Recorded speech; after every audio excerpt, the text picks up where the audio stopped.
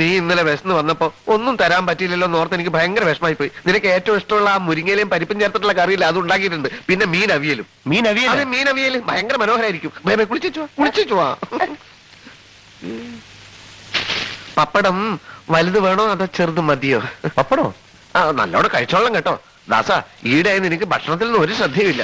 ചോരുണ്ടെങ്കിലേ ചിത്രം എഴുതാൻ പറ്റൂ. നീ വല്ലാണ്ട് മെലിഞ്ഞുപോയി. തന്നെ? ആ, വല്ലാണ്ട് മെലിഞ്ഞുപോയി. ഞാനേ ഈ ബാഗും കുറെ തുണിയൊക്കെ വാങ്ങിച്ചോണ്ട് വന്നു. പെട്ടെന്ന് വിസ ശരിയാണെങ്കിൽ അമേരിക്ക പോണ്ടേ? America America America America.